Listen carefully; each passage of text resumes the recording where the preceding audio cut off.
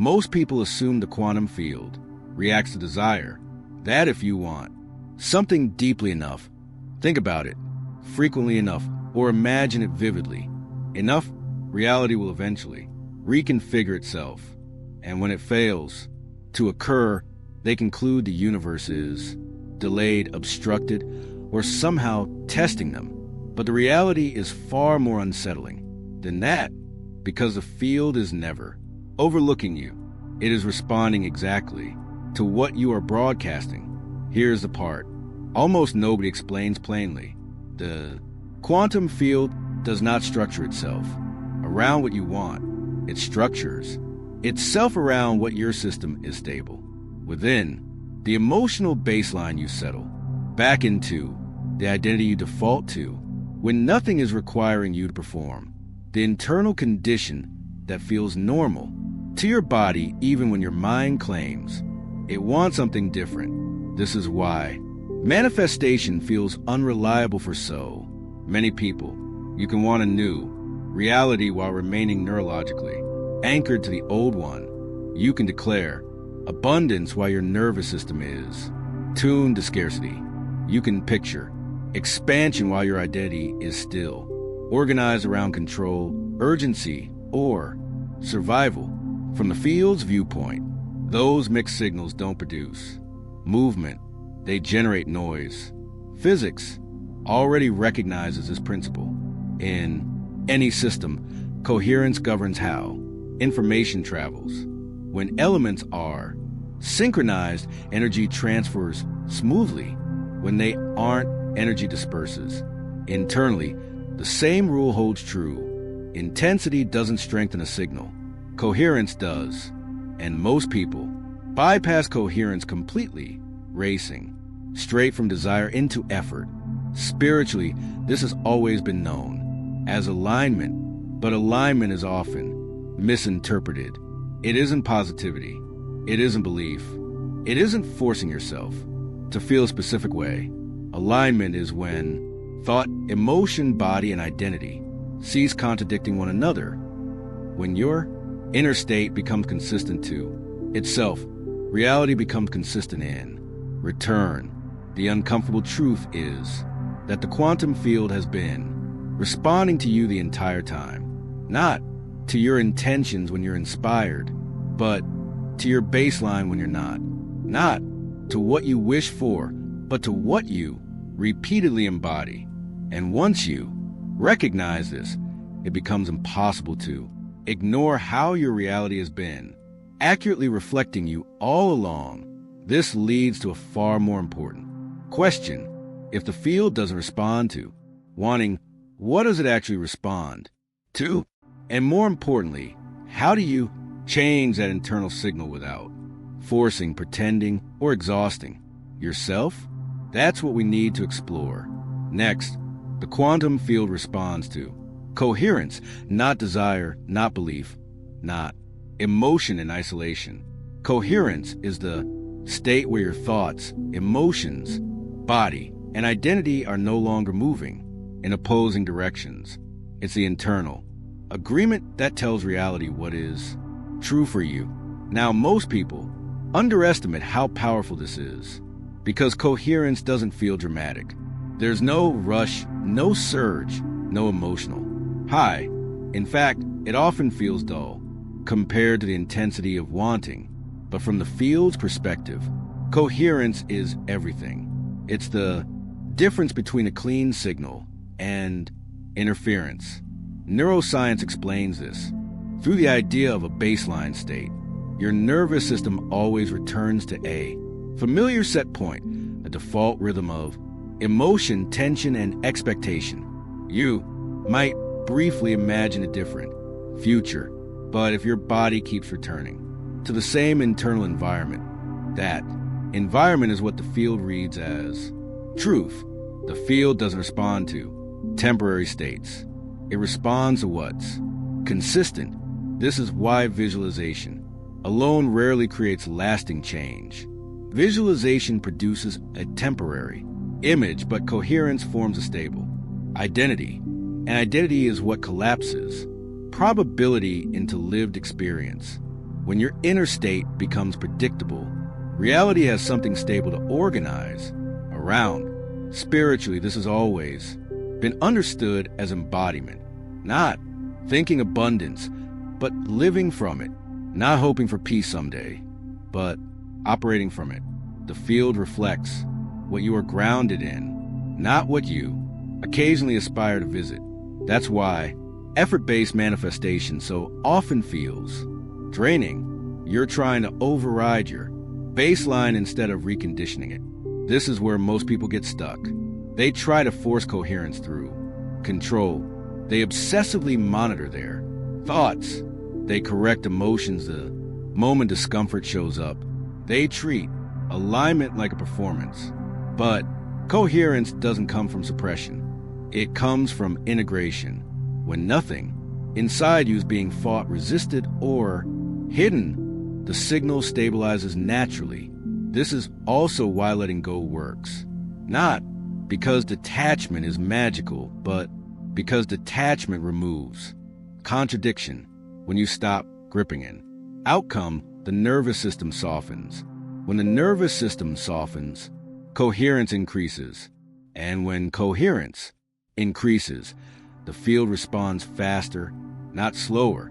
If manifestation has ever felt like it was almost happening, but never quite landing, this is usually why.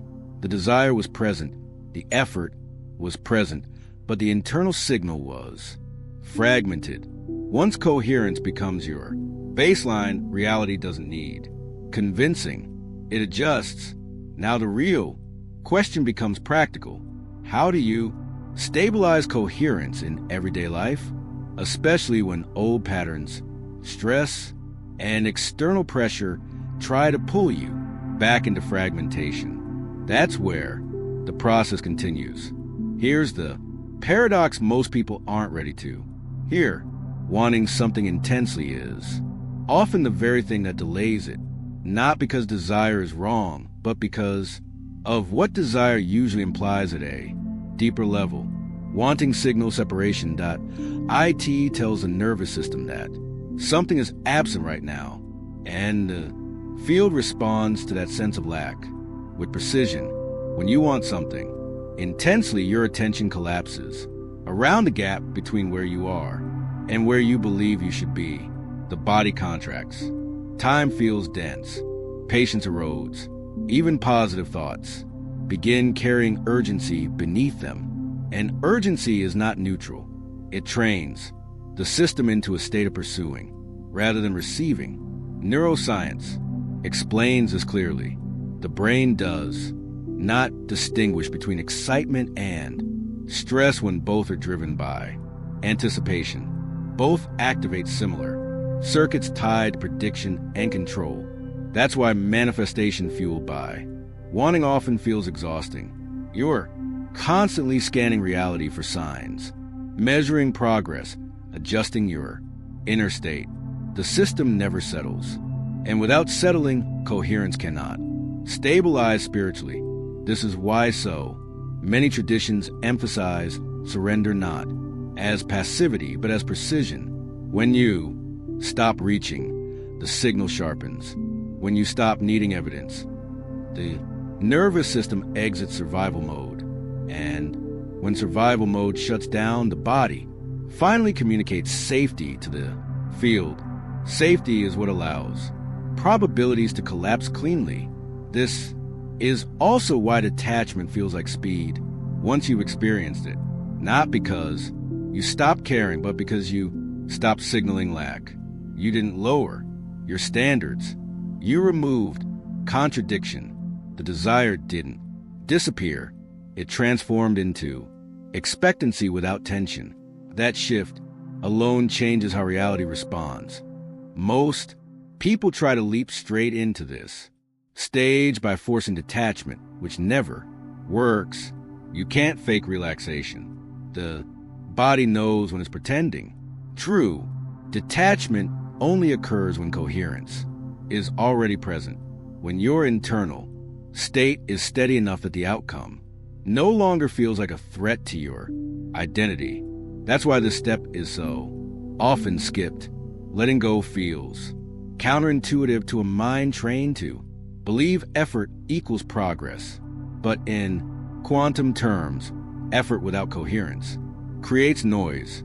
Silence, on the other hand, sharpens a signal. When wanting softens into knowing, time behaves differently. Events no longer feel far away. Opportunities appear without strain. Movement happens without the constant sense of pushing. And from the outside, it looks like things are finally flowing, even though the real work happened internally. Coherence isn't sustained automatically. Life will test it not as punishment, but as feedback. Stress, uncertainty, and old habits will attempt to pull the system back into fragmentation. How you respond to that pressure determines whether the signal holds. That's where the next phase becomes essential. Coherence is fragile at first, not because it's weak, but because it's unfamiliar. Once your internal state begins stabilizing, life doesn't pause to accommodate it. Old pressures resurface, external demands increase, situations appear that once triggered automatic reactions. And this is where the field offers feedback, not to test you, but to observe which signal you return to under pressure. Most people assume coherence means remaining calm at all times. That misunderstanding causes them to fail right here. Coherence isn't emotional perfection. It's consistency. It's what you return to after disruption. Stress will occur. Doubt will arise. The question isn't whether you feel those states.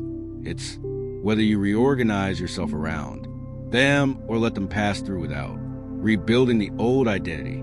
Neuroscience describes this as state recovery.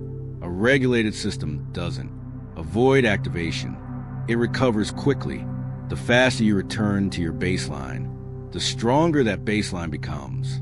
Each time you choose presence instead of reaction, the nervous system learns that safety exists without control. And when the body learns safety, coherence deepens automatically. Spiritually, this is where embodiment replaces intention. You stop asking, "Am I aligned?" and begin noticing how you respond when things don't go your way. Immediately, do you tighten? Do you overanalyze? Do you hurry to correct the feeling? Or do you allow the sensation without turning it into a narrative? The field responds to the latter because allowance removes internal contradiction. This is also why small, ordinary moments matter more than rituals or techniques. How you reply to a message, how you move through delay, how you handle uncertainty without dramatizing it. Internally, these moments are where coherence is either strengthened or weakened. Reality doesn't reorganize itself around what you practice. Occasionally, it reorganizes around what you practice when no one is watching. Many people unintentionally disrupt their own signal by checking for results. Too often, they scan reality for validation, mentally tracking progress. That scanning brings urgency back. Urgency tightens the system, and the moment the system tightens, coherence diminishes. The field doesn't respond to checking, it responds to settling. Stabilizing the signal means allowing coherence to become ordinary, unremarkable, even boring. When your internal state no longer relies on evidence begins to show up, not all at once, but cleanly. Opportunities line up, timing sharpens, decisions feel simpler, not because life became easier, but because resistance lessened. This is where many people say manifestation suddenly feels automatic. In truth, it isn't automatic. It's uninterrupted. Nothing inside is contradicting the direction anymore. The signal holds under pressure, and when it holds, the field has no reason not to respond. What comes next isn't dramatic, it's precise. And that's where everything begins to shift. When coherence becomes your default, reality doesn't respond loudly. It responds efficiently. Timing sharpens. Movement feels cleaner. Things that once required effort begin arranging themselves with less friction. From the outside, it may appear like luck. From the inside, it feels like confirmation that something is already locked into place. This is the moment many people misinterpret. They assume the shift happened all at once. In reality, the response only seemed sudden because the internal signal stopped shifting. Once coherence stabilizes, the field no longer receives mixed messages. It doesn't require repetition. It doesn't need convincing. It simply adjusts to what has become consistent. This is why real manifestation feels quiet. There's no urgency to announce it, no impulse to chase or justify. You move differently. You decide more quickly. You trust your timing without needing evidence. The future stops feeling far away because your internal state is no longer anchored to the past. What matters most here is not excitement, but maintenance. Coherence doesn't collapse because life challenges you. It collapses when you abandon yourself under pressure. Staying aligned isn't about control. It's about recognition. Recognizing when old patterns attempt to return and choosing not to rebuild them. This is also where many people lose momentum, not because they failed, but because they lacked structure to stabilize a shift.